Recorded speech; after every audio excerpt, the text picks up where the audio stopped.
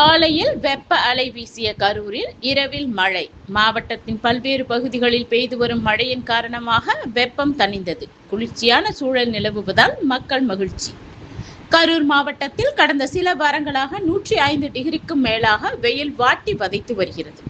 காலை முதல் மாலை வரை மாவட்டம் முழுவதும் கோடை வெயில் வெப்ப அலையாக மாறி சாலையில் அனல் காற்று வீசுவதால் வாகன ஓட்டிகள் மற்றும் பொதுமக்கள் அவதி அடைந்து வருகின்றனர். இந்நிலையில் தமிழகம் முழுவதும் பல்வேறு மாவட்டங்களில் பலத்த காற்றுடன் கூடிய கனமழை பெய்து வருகிறது.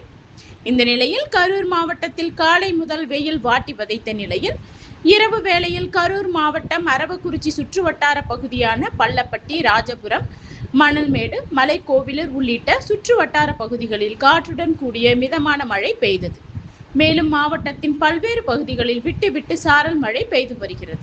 மழையின் காரணமாக ஒரு சில பகுதிகளில் வெப்பம் தணிந்து குளிர்ச்சியான சூழல் நிலவுவதால் மக்கள் மகிழ்ச்சி அடைந்துள்ளனர்.